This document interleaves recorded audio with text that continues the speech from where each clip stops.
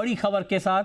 खबर यह है कि ईरान इजराइल के बीच और अमेरिका के बीच 40 दिन तक चले युद्ध के बाद आखिरकार युद्ध विराम हो गया। दुनिया भर के देशों ने 2 हफ्ते के लिए सीज फायर पर बनी सहमति पर राहत की सांस ली। एक और ईरान ने हार्मुज खोलने पर सहमति जताई, तो वहीं इस बात को लेकर भी सहमति बनी कि कोई किसी पर हमला नहीं करेगा।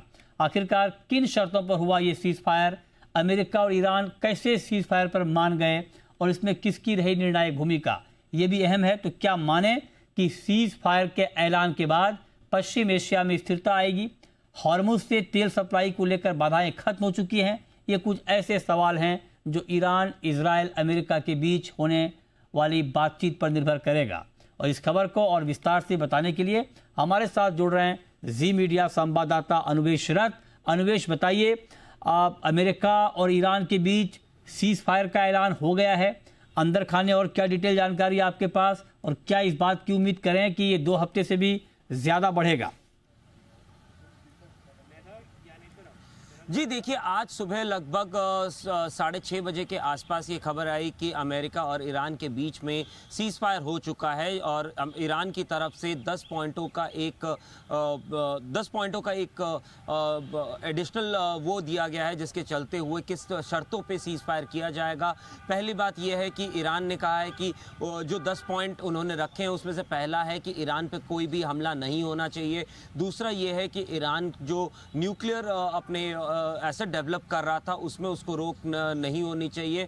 ईरान में जो बिल्डिंग और इंफ्रास्ट्रक्चर की क्षति हुई है उसका जो मुआवजा है वो ईरान को मिलना चाहिए। वहीं पर भी लेबनान और दूसरी जगहों पे जो हमले हो रहे थे उसको तुरंत रोका जाना चाहिए। स्ट्रेट ऑफ हॉर्मुज पे ईरान का कंट्रोल होगा। इन कुछ 10 शर्तों पे ईरान ने अपनी तरफ से सहमति की बात कही है। इस जो सीज फायर हुआ है इसमें चाइना की भी एक बहुत बड़ी भूमिका है। चाइना हालांकि फ्रंट फुट पे आके उसने नहीं इसमें पार्टिसिपेट किया है, लेकिन अगर आप देखें तो बैक एंड पे जो डिप्लोमेसी हुई है उसमें कहीं ना कहीं चाइना का एक बड़ा हाथ है। वहीं पे जो सामने आए हैं वो पाकिस्तान, इजिप्ट और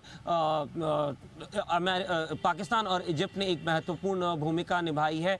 वहीं पर अगर बताएं, ये 14 दिन का सीज फायर हुआ है, यानी कि 14 दिन तक कोई भी एक दूसरे पे हमला नहीं करेगा, यानी कि ईरान कोई भी यूएस एयरबेस या यूएस इंस्टॉलेशन पे हमला नहीं करेगा। वहीं पे इजराइल और अमेरिका जो है वो ईरान या ईरान के सहयोगियों पे कोई भी हमला नहीं करेंगे। अगर इस वक्त ये परिस्थिति को देखा जाए, 14 दिन के लिए सीज फायर किया गया है, जहां पे यूएस की तरफ से यूएस के वाइस प्रेसिडेंट जेडी वांस और ईरान की तरफ से ईरान के जो प्रतिनिधि होंगे वो आएंगे डिस्कशन करने के लिए इस सीज फायर को आगे बढ़ाने के लिए। हालांकि ईरान ने ये साफ कर दिया है कि ये टेम्परेरी सीज फायर है, लेकिन ईरान एक परमानेंट सीज फायर की ओर इशारा कर रहा है, या फिर उसकी चाहत एक परमानेंट सीज फायर की तरफ है। वहीं पे जो 10 बिंदु ईरान की तरफ से दिए गए हैं उस पे वो कहीं भी समझौता करने के लिए तैयार नहीं है, ऐसा ईरान का कहना है। लेकिन अभी डिस्कशन टेबल पे जब दोनों पार्टियां आएंगी, ईरान और यूएस, तो आगे देखना होगा कि किस तरीके से ये आगे टर्न आउट करता है। जी